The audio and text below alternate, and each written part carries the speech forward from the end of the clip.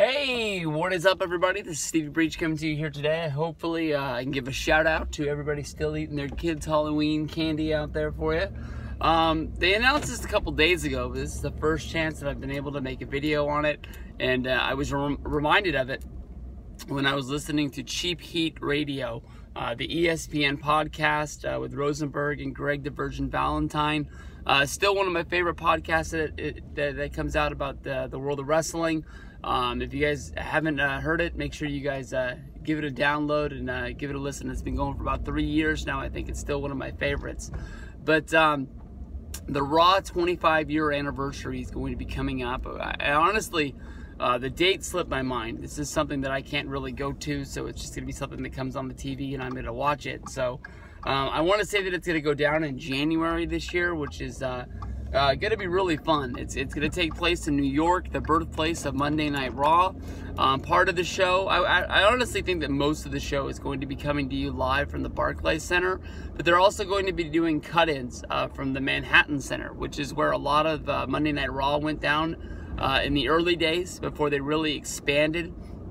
And that was honestly sort of pushed on them because of Nitro taking their show on the road, leaving Disney, and doing bigger arenas. And Raw thought honestly that if they were going to compete, that was something that they were going to have to start doing, was not have the same setup that Monday Night Raw would have, where basically they would be in the same building each and every week and they would film 1,000 jobber matches and basically splice in some so-called main events. And a lot of times those main events would be like the Body Donna Skip against Crush, or it would honestly not be a jobber match, but it'd honestly be a singles match that you normally wouldn't care about. Once in a blue moon, you would really get a really big match that would pop up somewhere along the way. A Ric Flair versus Mr. Perfect, loser leaves town, or something like that. But if you go back and watch the Raw The Beginning set, which came out, I want to say that probably came out like in 2010. That's got a few good matches here there along the way, like a Shawn Michaels versus Marty Jannetty. At that time, those were really big matches that were going to be going down. I mean, it's not like when you turn on Raw every week and in the main event, even though it's going to be a screw job finish, you're going to be seeing Roman Reigns. Again, this won't work out right now, but how many times have we seen Roman Reigns versus Sheamus? Two big real superstars, two guys that have held the belt.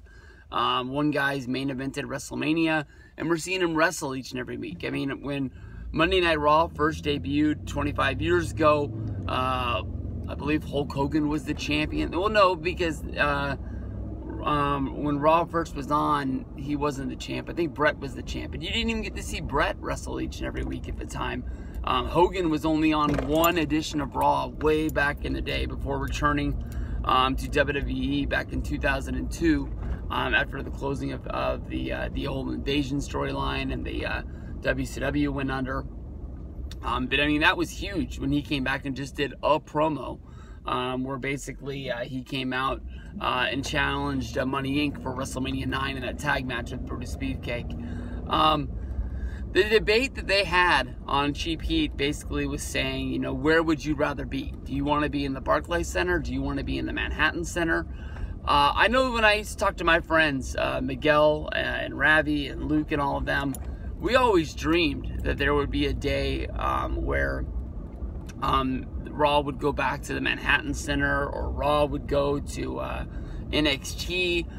Sort of like those smaller venues to sort of get that real live, just how special is this supposed to be in this one place? And I mean, the Manhattan Center is a really, really special place when it comes to wrestling. I honestly don't know how many fans that they can put in there to watch wrestling, but I think that honestly saying 1,000 fans that are going to be there, I think that's honestly a little bit of a stretch. If you watched one of the mini Raw DVDs that they've came out with, there was actually like a documentary about Monday Night Raw. I think it might have been the 10th anniversary of Raw, where they actually did that special and they sort of had that award show that went along with it. I think they talk about the trials that came with putting Raw in the Manhattan Center, where basically you had to put the ring in an elevator and you had to bring it up to a certain floor. This isn't just your normal average wrestling place where you just go in, you set up the ring. I mean, there was a lot of adventures that went with it.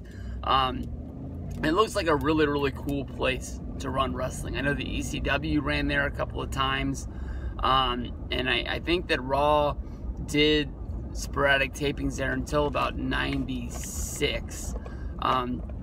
When it comes down to it, honestly, for the once-in-a-lifetime opportunity, I think I would want to be in the Manhattan Center. I think a lot of the time you're going to be watching some sort of a screen, which I'm hoping is going to be a lot better than, I think it was SummerSlam 1995, where they did the Undertaker and Mankind Boiler Room Brawl, where basically they just rolled out the the televisions with the VCRs on them, and they put them out there for the crowds to watch, because there was no other way for them to see it. And it was like the setting up the AV club in high school. It just kind of looked bootleg. At this time, we know that something is going to happen in the Manhattan Center, and I would guess that because WWE is going to want to release this 25-year anniversary of Raw in some sort of a DVD set, and I'm guessing that they're going to want to put the whole entire show on there. I would guess that something is big going to happen at the Barclays Center as well. As of right now, they've announced that Undertaker, Shawn Michaels,